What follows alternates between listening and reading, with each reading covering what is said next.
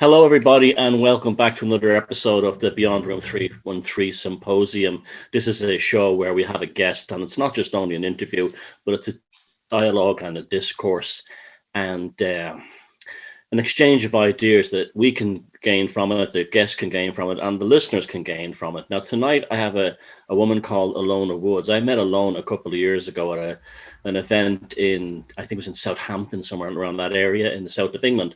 And we immediately hit it off like that. She was very bright, very interesting, and she had a tremendous knowledge of the tarot. And we had a lot of fun. And I've always wanted to have this talk with her ever since then.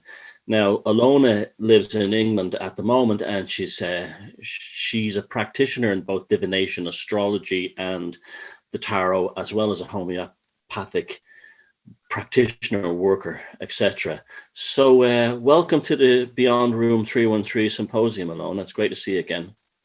Lovely to have me here. Thank you for inviting me on the show. Great. Now, we start this off by asking everybody, in terms of your spiritual development or where you are right now as your work, what basically brought you to this place in life where you are now? Right now, if I'm being honest with you, I guess it's a lot of traumatic experiences that led me to want to understand how I could understand myself more, which then led me to tarot. And that's just, how I got to where I was. So it took me on a journey within myself to understand what it was that was being consciously shown that I couldn't subconsciously see. I needed to be more aware or have more awareness of life in general to be able to navigate my way through life in a way that was harmonious and both understandable to me, I guess, really. Yeah, I think a lot of people come to the tarot for the same reason. Years ago, I called the psychologist in 78 cards in the deck. It's a tremendous healing tool in terms of understanding, because it doesn't create a victim aspect. It creates an almost like a heroic aspect that allows you to first understand the problem, because I think you're working in pictures. That really helps, because it cuts through the constant dialogues you will have inside your mind regarding emotions and feelings and things like that. But the cards are fantastic for generating the other side of the brain that makes you see it in symbols. And I think there's a tremendous liberating thing in the tarot in that way. Did you find that? I did. It showed me parts of myself and my psyche that I couldn't see and that I just couldn't understand. And it also showed me epigenetic traumas, things that had happened from before, that had happened on an ancestral level, patterns that I was repeating, things that I could just change, really, if I was more aware of what the things I couldn't see. And a lot of it came from the major arcana, but then the day-to-day stuff. So I went from financial consulting, being an accountant, left brain, to completely flipping the switch and then going to the right. Yeah, I mean, that's a common one that a lot of people it's probably because of the symbolism. It probably allows you, for many people, for the first time in their lives, to actually go and work in that side of their consciousness, in that side of their brain. And I think I can never sing enough praises for the tarot. I really can't. The whole human story is contained, no matter where you are in the world, is contained there. What you were saying about ancestral trauma, that's been coming up a lot lately in people I've been talking to, and other guests and other shows I've been on, this concept, the family curse, and almost like one of us eventually has to kind of break it by stepping out of the intergenerational conditioning. And it's a big one, and it's quite a difficult one to resolve. But once you get it and you get past the pain, you get the power, because behind every level of trauma, there's a gift that sits behind it. And it's about accessing that gift. It's not about being a victim. It's not about being, a biography of what you've been through. It's not about being a victim of your biography. It's about changing that and powering yourself to become a better version. And you can also help and teach others to be able to do the same. But if you don't go through it, you won't really understand it. And most of the biggest life lessons that I have learned have come through traumatic experiences. But at the same time, it's taken me to where I am today. And the tarot was the start, and it snowballed into so many different things. And it does that individually for every single one of us. Yeah. I've had people ask me before the best way to get into magical and occult practices. And like you were saying, it's almost like the best way to do that is to go in there and address, you know, your own shit, find where your own trauma is. And it's like that stuff starts revealing itself to you. And as you said, it snowballs. And then suddenly your existence is no longer just this mundane existence anymore. It's, you know, the archetypes and, you know, the magical way of thinking, just you become transformed into that. And you're not, you know, like a cosplay version of an occultist or a magician or something. No, and the thing is, it's funny you mentioned about archetypes. That brings me to Carl Jung, who did a lot of work with the tarot, and he was absolutely fascinating with that side of it, because he looked at kind of alchemical properties, but it was more alchemy of the mind, you know, and looking at yourself as an individual and understanding why you are the way that you are, and then looking at the subconscious mind to figure this out. So he used a lot of his philosophies based on the tarot, actually, in order to be able to help people to really figure things out. And I think a good thing with the tarot is that a lot of it, if you look at some of the symbolism on the cards, for instance, if I just pick up a deck, this, here we go. We're now walking as the Fool into the tarot. You know, we're walking off the edge of the cliff. We have no idea where this conversation is going to go, but it will be spectacular because we're just trusting. Okay, we're just going to see how it all unfolds. This is the same for incarnation. It's the same for coming into life, for starting a new business, for starting all sorts of different things. But for instance, for somebody that wants to have a look at things, look at the archetype, because we've all been that at some point, whether we're starting a new relationship, starting something completely new. If it's in reverse, then it could be for the person that's scared of their own power or their own will, or don't quite know where they're going. So you can really read where you are as an archetype using symbolism, and really it guides you back to your intuition. It shows you parts of yourself that you just cannot see. And that's so important in the time that we're living in at the moment. There's so much going on and everybody's so divided. And the great thing about the tarot is that it's both light and dark. It shows you both facets of the self, okay? And then you can bring it back to being whole again. We don't need to be separate from ourselves. We can be whole.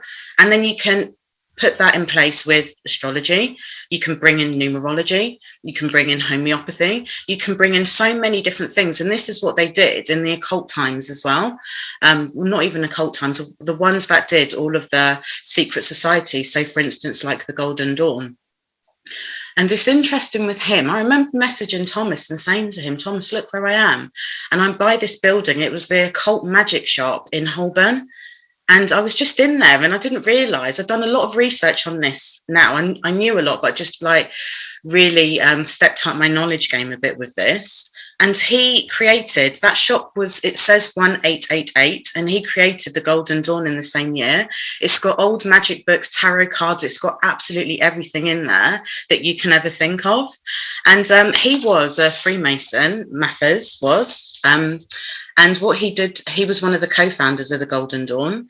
And the part of that, there was 3 different parts of it, but the first part was learning about the tarot, divination, you know, really working on the self and being able to figure out who and what you are. What this is really, it's a source that you're able to use to bridge the gap between the conscious and the unconscious.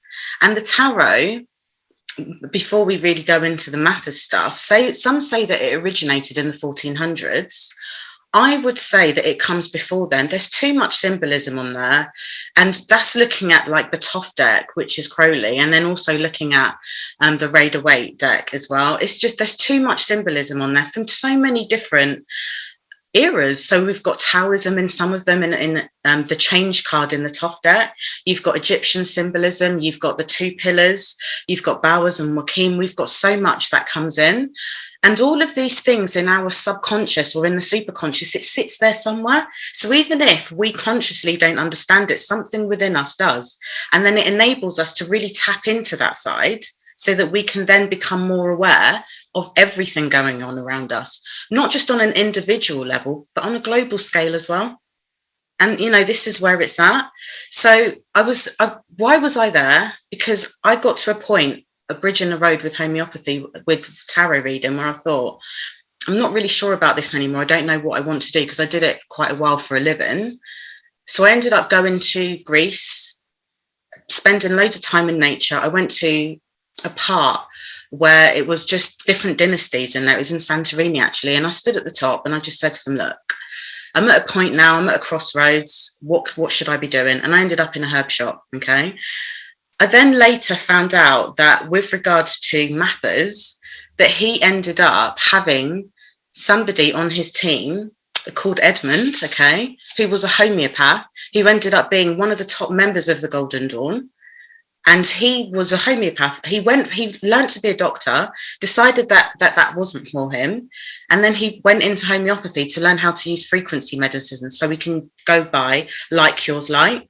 Now, I found this fascinating because how many times have you done a reading and you've pulled the same cards? And it doesn't matter which way you do it, you just get to the same junction, you get to the same point, okay? And you can do it a month later and you're still there. This is where we've got a block in our subconscious. This is where or with our consciousness, we've got a block somewhere here. And I was thinking to myself, so how did they remove those blocks? They probably did shadow work and all the rest of it with, you know, the magic, the geomancy that they would have done back then, you know, ceremonial stuff that they put together. Yep. But this guy's come along with homeopathy. And what it does is that it can clear ancestral trauma. And if you're using it in conjunction with the tarot, with astrology, with everything else, you're going to move forwards in ways that you couldn't even imagine. Yeah. Well, the whole thing of it being encapsulated within the Fool, right? Like the whole thing is inside the Fool card. It is. Yeah. I think Jung even referred to it as the infant ego is about to be birthed into consciousness and begin its journey. It's zero, so it begins and ends. It's infinity. It has no end. The zero is also could be the egg that all the experiences in the rest of the major arcana are contained within. Now, speaking of Crowley, the Thoth deck version of the Fool is his eyeballs have been torn open. If you look at that, he can't close his eyes anymore. It's like his eyelids have been removed, and he's being exploded into this new experience, and he has no choice. He has to face it. Yes. And this is the great thing about the tarot, because then you can move forwards with it on that journey.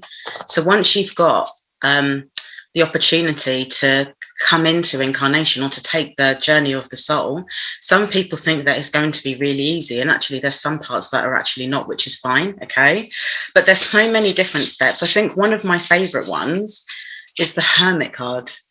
And this is the one that seeks, you know, the light in the darkness, which is currently where we are now. So he's robed. He looks a bit like Gandalf, the Grey Wizard, okay? And then he's going off in search to find his light. And he will become illuminated. That comes out there. We've also got the tarot cards. And I find this quite fascinating, okay? The Wheel of Fortune, because of all of the different letters that are sat within the circle of this one. And there is a lot of love can come from tarot. You can really learn a lot about how the tarot works, okay? And with regards to this card, if we look in the center, we've got an R, we've got an O, R, O, T, and A, which says rota, which in Latin means wheel. And then we've also got tarot, which we can make using the same letters. We've got arot, which is to cultivate, which is to grow, okay? Then we've got orat, which is to speak in Latin. Got Torah, which is the law. And then we've also got Ator. And this is all depicted in one card. So if we change the letters around or change the words to make a sentence, we could get that the wheel of tarot cultivates, it speaks the law of Hathor. Or we could say the wheel of tarot brings order by telling us the law of love. So it leads us back to self. Jung said that the wheel, if you pick two cards there, amazing, that are among my favorites as well. The Hermit, I think of the journey of Odin into the nine world, into the underworld, as very strong. Gandalf, of course. The concept of the Hermit is very central to Indo-European ideas of the wanderer going lost into the wilderness to find themselves. You get a lot of that in the Vedas and so on. The Wheel of Fortune, Jung said it was the point where the clock struck midnight and went from the masculine solar energy into the feminine lunar energy. And I just loved all that. And if you look at the cards before midnight are kind of like positive. They're generally positive before the Wheel of Fortune. Then when it flips over the negative, you have the Tower, you have the Death, you have the darker ones come in, and that's the challenges of being overcome with the experiences that you've gained in the previous growth part of the before the Wheel of Fortune. And again, I'm glad you brought up the origins. I want to talk about this a lot because this is a thing that fascinates me. Yes, we know that it seems to have manifested out of nowhere in Italy in the early 1400s, but it was, like you said, it was so absolutely complete. It's like, what? It was like the way Enochian came through to John Dee and Edward Kelly, a complete language, it just arrived perfectly. So it almost came from somewhere else. But I do believe it has a longer origin story. It has to have been, I think, if you go to in the English-speaking world, they've kind of discounted at this point the idea that the gypsies brought it into Europe. But I'm still on that one, and I'll tell you why. There's the gypsies began in northern India, and even in a place near there is called Tara, Tara, and they traveled up through the Slavic world, around the Latin world. They did this through the sort of Indo-European world, through North Africa, and kind of landed in Italy. So they would have picked up all the, almost like a magnet, all the archetypes that were in those cultures along the way, and then landed in Italy completed, almost like a magical journey of itself. There was a very good book written called The Tarot of the Bohemians, and it's hard to get now. And it was just about that. And it's discounted now. They say, oh no, it's just a board game. It was just a game that showed up in Italy, someone invented, that someone wanted to use for divination. But people don't know how central that the tarot is to many people's lives since then. There's at the museum in Dublin, there's a thing on the Irish military history, and they have a deck of tarot card deck that Irish soldiers were carrying around in the 1500s. In the 1500s, I mean, this is like after the so-called discovery, and they were traveling around with tarot, ordinary foot soldiers. It's almost like this mystical oracle was literally a gift from the gods. Yeah, I agree with you. Was needed. I agree with you, because even the Mamluk, do you remember the Mamluk playing cards? Yeah. And they were the ones that came from the Asian countries, or from like either Turkey, Egypt, or the Middle Eastern countries. And they also think that some of the divination, or some of the signs on the cards actually came from the Egyptians. And so much goes back. And then you can even like use these and look at some of the divinatory purposes of this and take it back to Plato, Socrates, Paracelsus. There's so much with it, and it's just so broad. And then we've also got within Italy, you've got the Museo Tarocchi, which has got all of the different tarot cards. And they also feel that a lot of the tarot cards that were made back then were only used for aristocracy and also royal families. So again, it would have been something that the common man would not have been able to have got. But then the travelers are always connected to the land. So they're going to be able to pick things up. They're in nature. They're traveling around. They're seeing different things. They're picking different things up. Yep. And the gypsies being the ultimate travelers. They would have been the ones who would have distributed to the ordinary people. Mm-hmm. That's the thing is that I was in a famous tarot card factory that's now closed in Turin. And the place looks like you're opening the gates to another world. They moved out back in the 70s, but they were producing tarot cards, but they were not just producing them. They were, I don't know, it was almost like I get the impression this is a temple of the tarot, a temple of it. They understood the sacredness of it. There's something mystical about Turin, though, because when I went there, it's a very transformative place. Yeah. And I went to the old Egyptian museum there, and then I've just found out, obviously, that they've done this there as well. So how fascinating is that? There's an energy that sits there. Oh, big time. I know the city quite well. I mean, it's called the Devil's City. It's part of the Devil's Triangle. That's because they threw the Catholic Church out, basically. And there's the famous fountain with the statue of Lucifer, and that's where the Romans said the entrance to the underworld was. Oh, I've walked around that city at like after midnight, and that place is an esoteric Disneyland, just very existence. It's a remarkable city, and it's got the shadow too. It's got that darkness. You feel this like, this beautiful architecture, this wonderful place. And you see the snow-covered Alps at the end of the streets and stuff, but it's also got this kind of like which is balance. What's supposed to have the light and the shadow. You're supposed to have that. Balance. This is just it. But everybody else, everywhere else, is trying to just be like, especially in the woke community. And I like say this, it's quite a difficult one, even those that use the tarot in there. And a lot of them don't face the shadow. So it's nice to actually be able to go somewhere where you've got both sides of who and what we are, really, which is both light and dark. Yeah. Elona, you mentioned earlier. Oh, sorry. Go ahead. No, go. I was going to say earlier you mentioned picking up the tarot along the way, and before I ever looked into the tarot, or before I knew Thomas's work, I always had this keen ability to find playing cards when I was traveling or something. So I just at that point I'm like, there's got to be some kind of mystical symbolism within the playing card deck, and from that point I found, I don't know if you're familiar with I think the author's name is Olney Richmond. He's part of the Order of Magi. And I think, that book, the Magic of the Cards, I think is what it's called.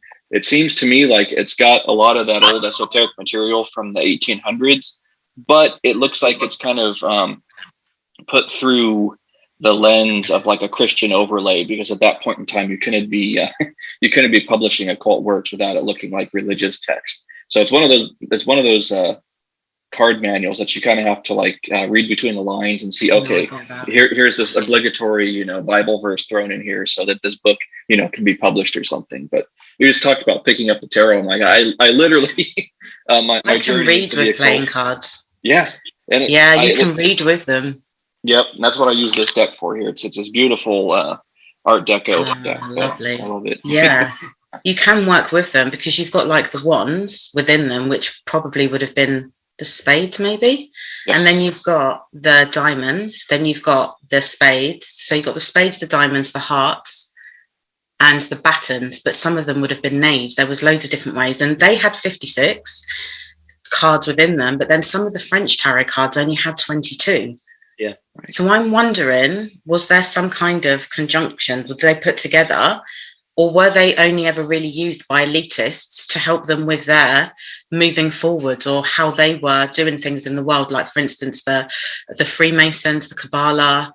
You can use the tarot in conjunction with the Kabbalah or their practices with regards to the Tree of Life. You can then bring it in with also chakra points. There's so much information. Like, the tarot is literally, it's endless. And you could probably spend a lifetime looking at it and still not get anywhere. Yeah, the thing was that they never wanted the ordinary people to have the cards. That was the soldiers were, even during wartime, there was like temperance leagues who would take the deck of cards off soldiers and give them a Bible instead. It was almost like seeing, if you were a nice soldier, you had a Bible. If you're a bad soldier, you had a deck of playing cards of some kind. And the card is like, Jason is a U.S. Marine veteran, and so it's like the symbolism of the card is always used in war. I always think Full Metal Jacket, the card, and the helmet for the poster and stuff like that. There was something like, the card representing a kind of the other world forces within battle that go beyond that. Probably why soldiers are so, the idea when a soldier's in the war, there's an idea of chance, but there's also an idea of fate and skill. So the cards would represent that fate, skill, and there's also chance as well, but how you take those chances. And this is the thing too with the symbolism. There's definitely Vedic symbolism. The chariot, which represents balance, that's Arjuna in the Bhagavad Gita, having the discussion on the meaning of existence with Krishna. And the death card is very Kali-esque. We in the West we associate that with the angel of death, or even Saturn, the god of death or whatever. But it's her, especially the Thoth deck. There's something feminine about that skeleton at the bottom of the ocean, scooping up those forces and rebuilding them again. This was very frightening. This would have been very, very frightening stuff to someone who would have been raised in a traditional religious background. It would have been very upsetting for them to hear this. And this is why, like I said, you'd have all the Freemasonries and all this kind of thing. And tell us how you feel about, I'm glad you had the Thoth deck there, Crowley and the Thoth deck, because that incorporates the astrology and the Kabbalah. He kind of like it made a super deck. Tell us how you feel about that and You know, he's got quite a bad name, I'll put it, but I don't really feel that he deserves that because he was revolutionary. And that's one thing that I will say about him, okay? You know, and, you know, this is how I feel. I would really say with this that with regards to him, he was part of the Golden Dawn and then he went off to go and do his own thing. He got somebody else to create his card, so he was aware of the Rider-Waite ones, but he wanted more like unison with his. So he's obviously seen what they've done, but I like the way that he's done it. He has brought in the astrological signs with it. He has moved things forwards. Like with regards to the strength card in the Rider-Waite, he's put it with lust. And I really like that simply because you will know your true strength as a man or a woman when somebody comes in that you would probably shouldn't be going with, but you have strength enough to say no, you know? And then there's satiated. There's the emotions of feeling, you know, adequately full, for instance, or feeling good with things. So he's done this on his level of thinking, but part of the Golden Dawn at the end of it was learning about immortality. And whatever he's done with his tarot, with his consciousness, with his understanding, with his limitations, he made himself immortal. He did. He's immortal because we still talk about him now. He's like literally made himself a god. He understood the kind of rock and roll thing before it was rock. Before, like we see, it's like stars come out at the Grammys, or they'll dress a certain way or something provocative. You always think of like Britney Spears with a big snake around her, and there's always like, you know, Jimi Hendrix setting the guitar on fire. You know, there's always like, he understood the power of that before anyone else. Like when the Battle of Blythe Road, when he went down to declare war on the Golden Dawn, and it's kind of a funny scene, do you think, where William Butler Yeats, the Irish poet, was buried just up the road, threw him down the steps, and he showed up dressed completely in a Highland kilt. And he used to make fun of the fact that Yeats, he said, I'm more Irish than Yeats, because Yeats was a plastic paddy, because his family had emigrated to Ireland, or my family had emigrated from Ireland, and he used to wind up Yeats. And there's a very funny astrology book he has where he understood. It was almost like the way, you know, a hip hop artist kind of like they battle it out, or boxers before the fight. He invented the 20th century in terms of showmanship. Like Jason was even saying the other day about like when they asked him what happened to Sherpas, and he told the Daily Express, well, I ate them. How was I going to survive? How else was I going to survive? he knew how to play the game. I mean, I hear people saying, "Oh, devil man, horrible person," all this stuff. Okay, for starters, I find a lot of the things he did as supposed to be outrageous and shocking, very, very funny. Okay. They say he died alone at home, a drug addict with no friends. No, he had lots of friends at the end, and he wasn't a drug addict. He was a chronic asthmatic, and you took heroin. Heroin was the way you dealt with chronic asthma back in those days. There was no inhalers or anything like that, or this kind of thing. And he failed in his mission. No, we live in a workplace that we created by him. Mm-hmm. He didn't fail, not at all. He did a lot of different things, especially at Boleskine House. There's so much that you can read into him. Mm-hmm. Like, he's got his books here as well, Magic and Theory and Practice. He'll tell you where he failed, you know. And you know what I like about him? He didn't give a damn what anybody thought. He just did him. Do what thou wilt. They say he left the trail of destroyed people behind him. But a lot of those people were damaged anyway when they came to him. And in many things he get, you know, it's obvious Victor Neuburg wasn't a well man. There's a lot of emotional problems there. And the ritual in the desert summoning Choronzon was probably affected him deeply. But he was never right. A lot of them were not right. A lot of them had drug problems as well. And they chose their own fate. He didn't damage them on purpose. They stepped into the arena by their own free will. And, you know, I mean, I find that people trying to make he was a can. Some of the nonsense out there is unbelievable. But a lot of this he was the one to understand that he took that Oscar Wilde thing. The only thing worse than not being talked about, that being talked about is not being talked about. He took that to the extreme. And that charging his magical power. People don't seem to understand this. He was charging his charisma. And his charisma is incredible. It's even stronger now than it ever has been. Of course it is, because people are still divided. Yeah. You know, this is what it is. And if you look, I love his sun card. I really do love it, because on this, what you get with it is that he's got all of the astrological signs on there. Look what was right in front of me. The sun card. Yeah. And there you go. They always show up. the sun card is the artwork in this is particularly stunning, isn't it? It's stunning, yeah. That's the Art Deco kind of design of the blazing spiral from the sun pouring out, it's just incredible. It's incredible. Lady Farida Harris was some artist. She was. And then it's also got all the astrological signs within there as well that have got planets linked back to them. So it's almost like his card is the sun and you've got the planets in the solar system. But then if you look at it in comparison to the Rider-Waite, this is just the sun. Yeah. This is just it. It's still got a great meaning, but I like the way that he's done his. I like the duality.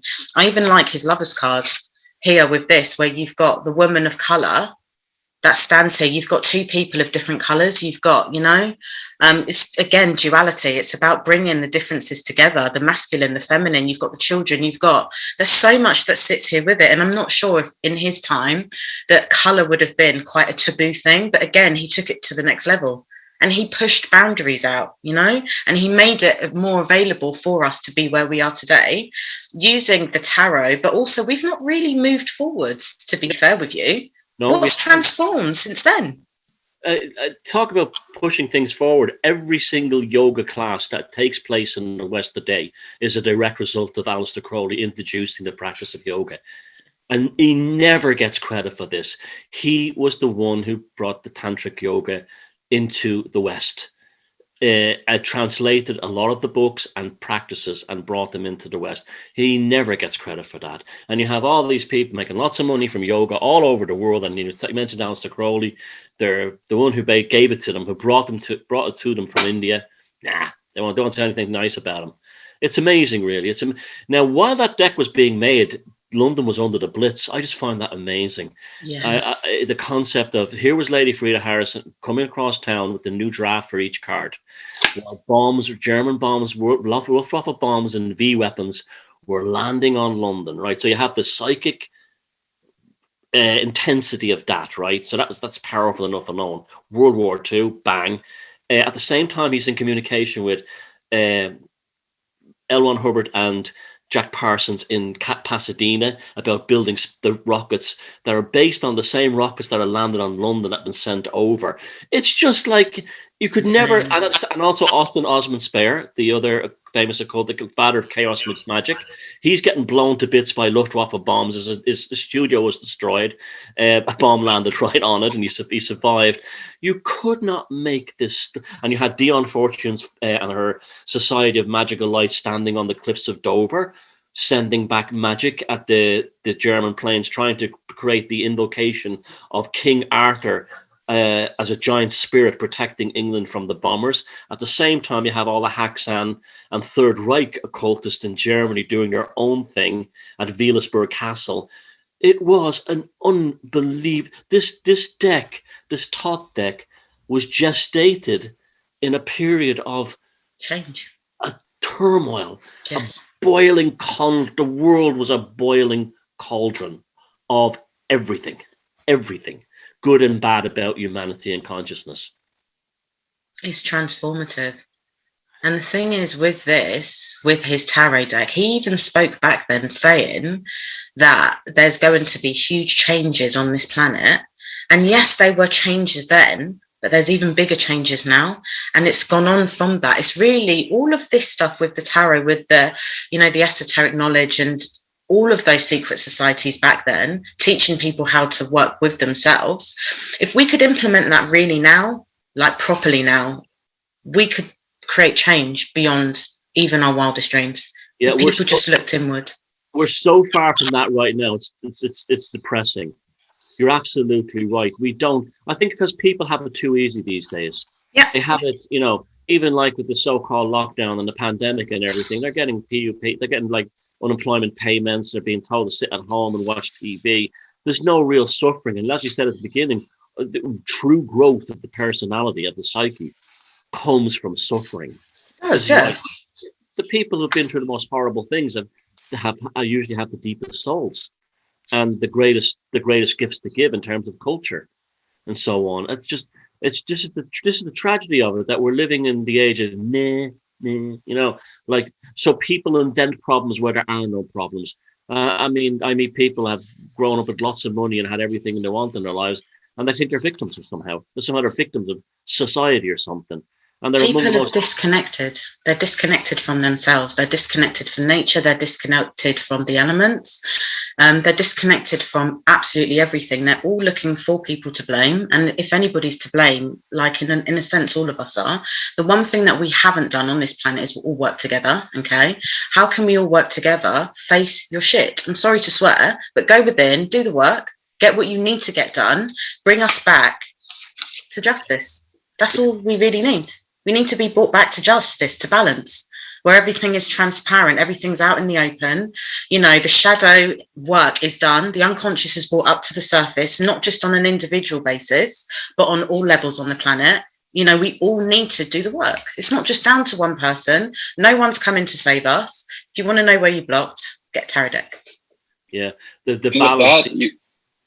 Go ahead, Jason. With that, earlier you were talking about reincarnation and cycles too, and I was going to interject there that it almost seems like there is a definite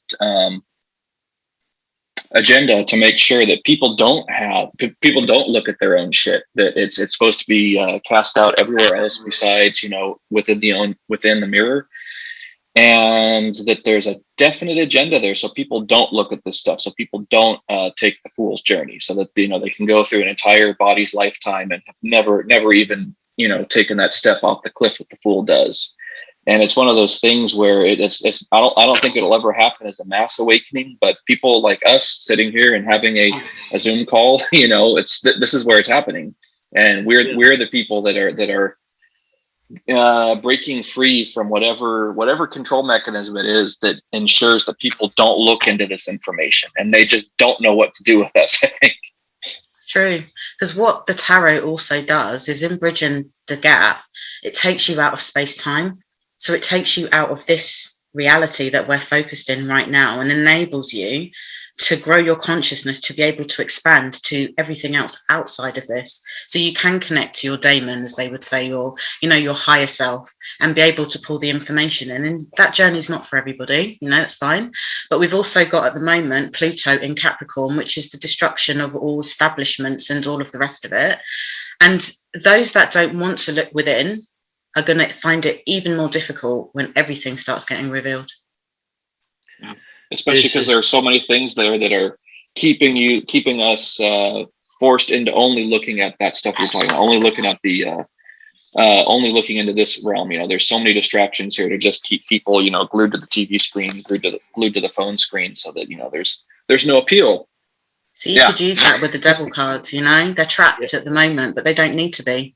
And this, for me, is a dual meaning, the devil cards. You look at it, it's masculine, feminine, both sides are trapped within this. They can take the chains off. They don't need to stand there. But the devil is a mountain goat, or like a goat. That's the one that walks alone. It doesn't follow the crowd. It goes off in its own way. You know, there's so many ways that this can be depicted. There's so many ways that we can free ourselves. And we can if we want to. And for those that don't, good luck, not a problem. The devil card. I never heard that one about the mountain goat. I love that. That's a new one for me. Well, that's really super. But yeah, the mountain goat lives alone on the edge of the precipice, on the side of the cliff. It has no fear of falling. It just does its own thing. The devil card representing base instincts, rage, anger. That's all about not facing the shadow. Like you said, it's true. Like if you don't own your own shit, that shit will own you. It really will. And this is the issue. This is the problem with the world. I was talking to Neil MacDonald today about this, and we were saying that, like, when we both met up at the beginning of the lockdown and all that stuff, we were both quite depressed. Both our businesses have been wiped out by all this nonsense, and we are now looking back on it. It was probably a great thing for both of us, because we both started off in new directions and building new things. So that's the beauty of facing it, instead of like collapsing and saying, "Oh, yeah, it's done, I'm finished, it's over." It's like when a relation, you know, like sometimes relationships have to end, friendships have to end, job, you have to walk away from a job, you have to move from another country. You've got to challenge yourself. A lot of this has to do with people not challenging themselves.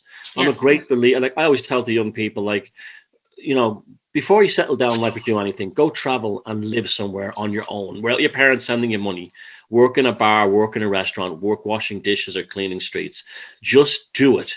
And you'll get more from that than because you'll learn things about yourself you didn't know, or even, join the military is a good one, but unfortunately it's a dangerous one. But it's still, there's great gifts in those kinds of things, and people don't want to challenge themselves because it's too, there you go. It'll fall, the foundations will crumble, will eat you. This is just it. There's two ways you can do it. You can either jump into it like the Fall, okay, and it will still have some kind of tower effect because it's change. Once you've traveled somewhere else in the world and you've seen something different, when you come back, you will never be the same again. It's standard, okay?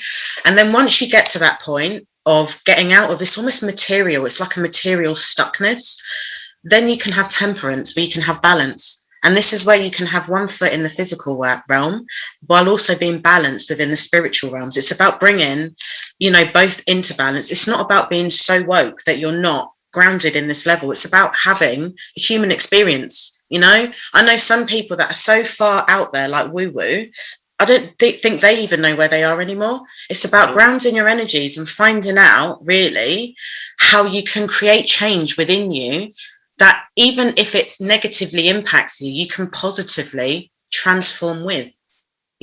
Survival really is the ability to adapt to your environment. It's as simple as that. That lightning bolt hitting the tower, that's Thor's hammer smashing through the lies. It's also the hammer of Indra, the Vedic god, smashing the cloud cliff and bringing the rain down that has to wash away the lies. But it's also Lucifer's correction. That's the flash of light, the blast of Lucifer's light. The Lucifer, the god, phosphor, is the god of nothing is hidden. This is a blast of light. Everything must be brought into the light. If you don't want it, it's going to happen anyways, but you better be prepared for it, because the more you deny it, the bigger the tower gets and the harder it falls. The tower card is a great one because people have negative reactions to readings, and you bring up the death card and stuff like that, and they go, "Ooh," the one they really have to watch is the tower card. The tower card is the meanest mother in the deck, because that's the one that's coming for your backside. I love it. Yeah, I love the tower cards because I know that something new will be reborn. Yeah. In Lon Milo's The Cat's Book on the top deck, he has a great passage about it, and he says that think about like you walk by a building one day and it's been all demolished and it's a whole scene of devastation, and you come back a year later and a new building has been built with new landscaping and beautiful flowers and trees have been planted. He goes, that's the way to look at the tarot card. I like it. I like it in conjunction with that one. I love it in conjunction with that one. You've got the Eastern philosophies that are sat in there with the yin and the yang. You've got the Ouroboros, you've got the cycle of life, you've got, the death, and you've got the rebirth. It doesn't have to be scary at all. It really doesn't. But some people get so stuck in their way of doing things, they don't move. Even when I'm doing readings for people, they get stuck in their work and in their life, just in certain situations. And then when the tower card comes out and the rug gets pulled out from underneath them, they go through 6 months of feeling a bit nervous about it. And then they were like, why didn't I do this sooner? And that's the Chariot in reverse. What you were saying about cards constantly coming back up lately, what one's been coming up for me constantly, Elona, lately, is the Ace of Swords. The cold sword of the north. Now, this has been tremendously common lately.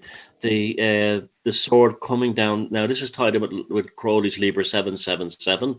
Again, it's the sword of truth. It's like cutting through the crap, cutting through the whole thing. It comes from the north. It's associated with the god Wotan, so it's penetrating down the wild hunt. It's like you stand out of the way of a steed or you're crushed. And this is what you were saying earlier on about we're at a time now where what you said about Pluto, and that it's being smashed to bits right now.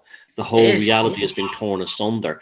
Tell us about the astrological aspects of this, because I'm so bad at astrology, but I'm eager to learn. So just fill us in on that. So Pluto in Capricorn is literally what this is about. It's about institutions, governments. It's about the way that the world is run, societies, religious. It's all of it. And we go through different generations. I think my Pluto's in Libra, which is about balancing, about bringing change. We're not the ones that we really need to worry about. It's the young ones. That's the ones that we really want to be looking at, because they've got no future. And their Pluto generation is all about bringing that change in. And then you've got the generation that it's in at the moment, all these new babies that are being born are coming in with different energies. Why do you think they're trying to slow that energy down now? So we're in a point now, I think it goes on until 2025, but I will check that. And this is where everything is thrown into the pot. We're going to find out absolutely everything.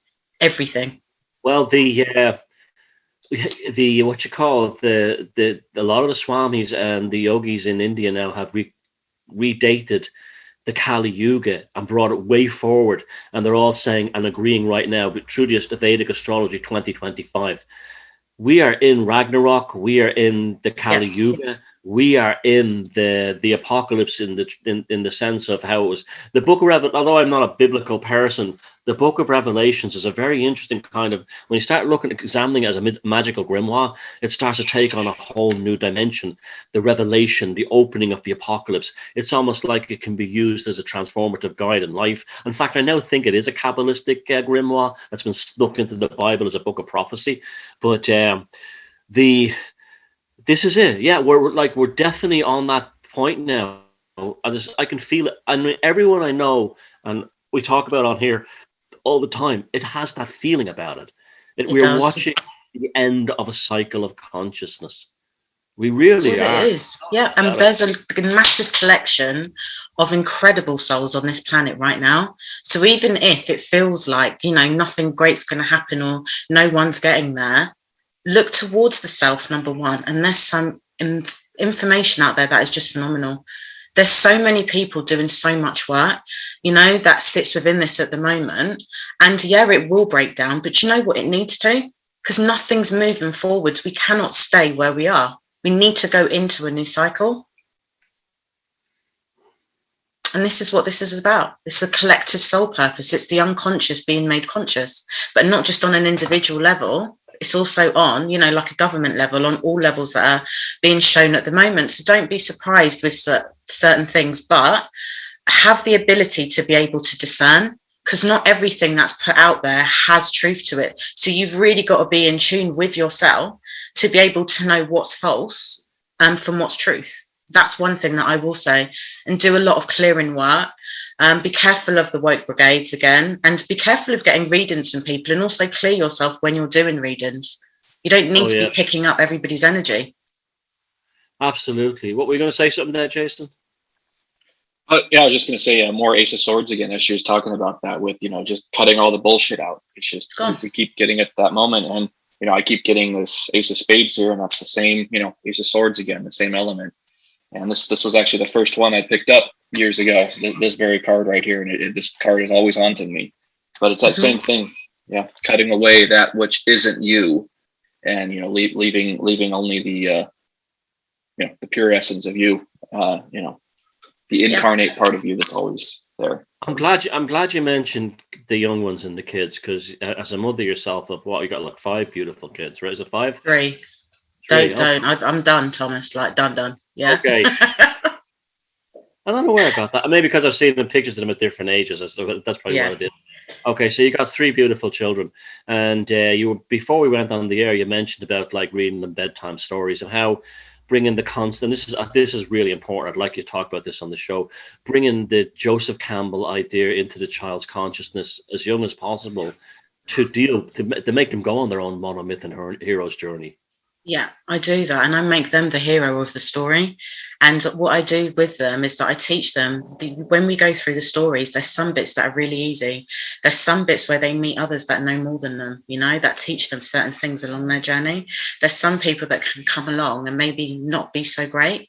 And just to kind of get them ready for life, and I go through the stories with them, and they get really excited, well, he does, about that part of it. And now I've got one anarchist who just doesn't do anything to conform at all. Absolutely no interest. And do you know what? He's doing his own thing. He's more into music and doing things that are creative. And I let him do that. I'm not going to try and force him to fit into a paradigm that's on its way out. Absolutely pointless. So for mothers, I know a lot of mothers out there at the moment that are not forcing their kids to do specific exams and live within this specific way of doing things, because I question where all of this will be in 5 years. Yeah, it's falling apart anyway. He has to follow his own dharma as he's called upon that. Then you're absolutely right. That's exactly the way to look at it. What's the point in sitting down and being a good little boy or girl for the future when we haven't got a clue what's really becoming beyond 2025? Not saying it's negative or anything like that. It could be the best thing ever. In fact, I'm very positive about it in many ways myself. But yeah, I mean, I totally understand that. About the stories, like if you ever look at the old original versions of European folk tales like Hansel and Gretel and Snow White, they're absolutely horrible. They're really frightening. But this was a way of teaching children. They're nothing like the Disney versions. In the olden days, that life is difficult. Life is painful. Life is difficult. Life is going to deal you terrible things. So be prepared for them. And Disney comes along, and you get the opposite, where everything is like, oh, the prince will arrive at the end and everything will be perfect. Cinderella will go to the ball. But in terms of what you were saying about, repeat what you were saying about the Joseph Campbell stories and the beginning with the cave and these kinds of things. So you go off, most of the stories are based around people that live within like communities or, for instance, in Rome, everywhere, or in Italy, at those points, they all lived clustered together. So anybody that would venture out, they would say that you're going out into the wilderness and you don't know anything about what's out there. So you're probably going to die, or something's really bad is going to happen to you. And it's the same in society now. If you don't listen to this religion, or you don't do things in this way, or you don't do X, Y, and Z, then you're probably going to die because you're doing something different to the masses. And what would then go on is that they'd go outside into the wilderness. A lot of the stories ended up being a bit dreary, but some of them ended up being real heroes, where they ended up having to battle versions of themselves, or really learn how to fully connect with who and what they are. So there's a whole cycle on Joseph Campbell's story, and you can see the cycle in Star Wars, the Shannara Chronicles, the Lord of the Rings. In any of those kind of movies, it really brings you back, number one, to the heart, but it also teaches you to step outside your vernacular, go beyond what we're born into, go outside of this and really learn to tune into yourself, and go into the wilderness, go to the places that people don't go to, that people don't tread. Do it. Let me know the stories. It's fun. Because we're generating new potentials within the universe. We're actually physically changing reality. We're doing true magic. You go to a situation that you've never been to before. You have created a new version of reality. You pushed forward the quantum field to create something that never existed before. Mm-hmm. Magic. This is like, tell us a little bit about magic and how you feel about that. Alchemy, magic. Do you know what? When you really get it, you get it. That's all I can say. And it is literally about knowing the self. It's about being able to apply the will. It's about trusting the self. It's about, you've really got to do the work. But magic is real.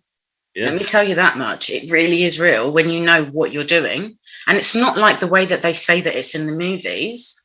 But you can influence things, because feeble minds have wishes and masterminds have wills. So you can really influence the things that are going on there, not just on an individual level, but you're breaking through this. It's like a prison that we're in at the moment. Those that do certain things outside the scope of what we're meant to do. And with regards to magic, and there's so many different types of magic that people can do. It's been ancestrally, it's innate within all of us, but you've got to tune into that. And I had a question, actually. I read about this the other day, or I watched something. And it says that magic is born to the people, but people have forgotten in magic, so it's not as strong. But a lot of the people that have the magic now are using it in the wrong way. And it's kept within, upper Achelions or whatever. But I was reading one of Terry Brooks's novels. Have you ever read any of his stuff? No. Fascinating. It's all about druids and, like magic and all the rest of it. And he says that people think that they use magic, but when magic finds an awakened body, it actually uses that person. And it bends things to its will. So I'm not sure with that one, but yeah. I'd say it's a combination of both. Yeah. I would say it's like, flying a kite. You have to build the kite, but you also need the wind. I think the thing with the magic is that, like, again, Jung has given us a tremendous framework to work with. I find in terms of, like, when I'm on a magical path or following my dharma, synchronicities are very, they're like the universe saying, you got it, kiddo, you got it, yeah, you got it, And they're saying that the universe is saying to you, you're on the right path. Yes, you're hacking the matrix here. You're working through it. This is the beauty of synchronicities. They're repeating archetype, the repeating symbol that comes up over and over again. They're repeating numbers. And people make fun of these things. Oh, I've seen 1111 or 44 all the time. No, pay attention. That's important. That you're seeing that for a reason. Today I had and it comes everywhere. It comes from everywhere. You see signs on the buses. You overhear conversations. You'll hear song words in a song.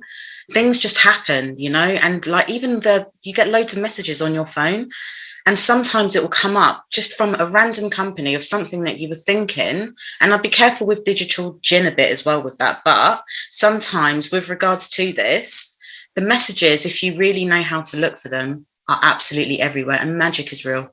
Yeah, that is that. I think synchronicity is almost like the it's definitely the proof, the feedback system from the universe saying, "Yep, it's happening." You're ripping the hole in reality, and you're actually getting what you want. It also, another thing happened to me today that's like, it's just like the malleability of reality. I went to this place that I wanted to get something and I didn't have it, and I went to their other store about 20 miles away, and it seemed like it took forever to get to the other warehouse to pick this stuff up. When I got there and got it, it was a village around here I've never been before called Riverstown, where the other hardware the store was. And there was this beautiful Italian style church in the middle of the west of Ireland, which I'd never seen before. And I would have never noted, have known that there was an Italian style church near here, that a beautiful one with the classic Italian tower and everything. And that instantly changed, because coming back, what seemed like an hour to go down a long road went like that coming back. Time literally had changed from when I was a bit apprehensive about, oh, I'm wasting my time going here, to achieving something. But it was almost like my noticing this church tower. And it's funny, we've talked about towers, and it looks a lot like the tower in the Tarot as well in many ways. It has a kind of castellated effect, that it was almost like, it was like I was, and it even gets weirder, Elona. The stuff wasn't in the main warehouse; it was in the warehouse at the back, which is way back of this complex, and that's where I saw the church from. And the stuff the guy couldn't find, we had to search deep in the back of this old warehouse, the cave, right? The cave. Here we go again. He's a really nice guy, and we found it and brought it out, and he was laughing. He said they really worked hard to make us find this, didn't they? And then at the same time, at this amazing church spire of an Italian church dominates the whole scene. And it was like, I cannot tell you how it felt. It was like, I know if I was explaining it to other people, I'd go, what are you on about?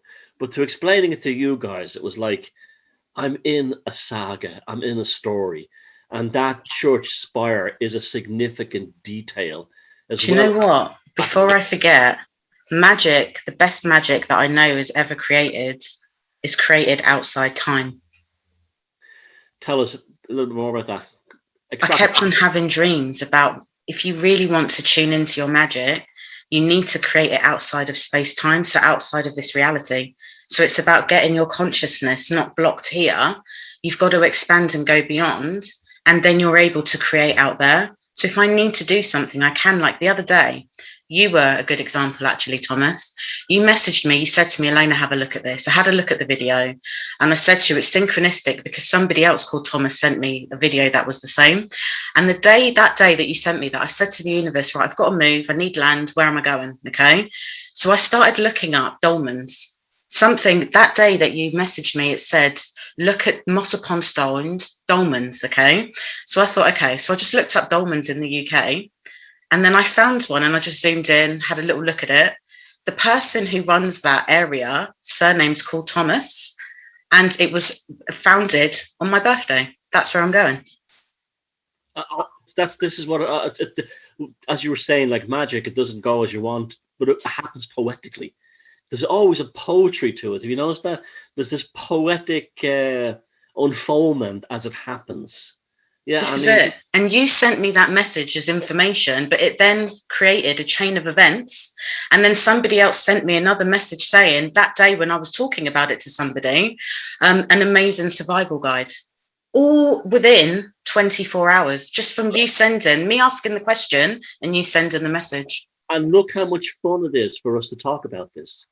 People who are not in this sort of way of our thinking don't fully understand that when things like this happen to us, it's just, I feel incredibly charged talking about this right now, particularly this part of the show. I feel like, and I can just feel that energy. It's like, yes, we're in dharma. Yes, we're in sync. Yes, it's happening. And it's very difficult to explain to a person who's never experienced this, how beautiful it feels, because you feel like you know, I don't like the word to use of God, but you have powers that they never told you about in school. It's incredible. Yeah. It's just incredible. This is the thing. When my little one was born, he used to come out and do this. Toaster, gonna get that. And then he'd get it. But I never saw him do it. And then afterwards he said to me, I told you, I toaster, gonna get this. And I didn't understand it. But he's the one that taught me how to really, people get so specific with the way that they want their whole world to go. It doesn't work that way. Sometimes it doesn't, but sometimes you get something so much better. And that day when you sent that message and all those synchronicities happened, I was the happiest woman on the planet. Adventure is better than mundane sameness any day of the week. Any day of the week. Before you go, Jason, you have anything to say to Elona? No, this has just been a beautiful conversation, and you are quite the magician, Elona. It's been really wonderful talking to you here. Thank you. Have to get to know you more. Yeah, I told you when I met this girl 2 years ago, I said she was special. And yeah, we're gonna stay in touch. Definitely. Yeah. Do you have a website? I do. I have got my website, which is www.elonawoods.com. Well, I'll put that on the whole show will be at the bottom, and it will be linked to it. Is there anything else you want to tell us you're doing, or any services you can offer to people that they can contact you? I offer a lot of different services. So I do readings. I'm an astrologer. I'm a homeopath. I work with all three in kind of conjunction. I do bioresonance scans. I do lots of different things. I also do workshops. I hold workshops. I'll be holding things once I move as well. It's all about being out in nature. And I love drumming and, doing things that are just really connected to disconnecting from your thoughts and connecting with the heart. And if I've got, those are the services that I offer, and you can find all of that on my website. And if I've got any messages, do not stop seeking until you really find yourself. No one can tell you how to get there. It's your journey. We could all read the same things and do a lot of the same things, but we'll all end up at different, junctions doing different things. We're all individual. We're not born to be the same. Find your magic. That's it. Just find your magic and come and join us. It's fun. There's nothing more to say. Thanks very much, Elona. Thanks, Jason. And thanks, everybody, for listening in. That's just beautiful. And we'll see you for the next episode. Thank you. Take care.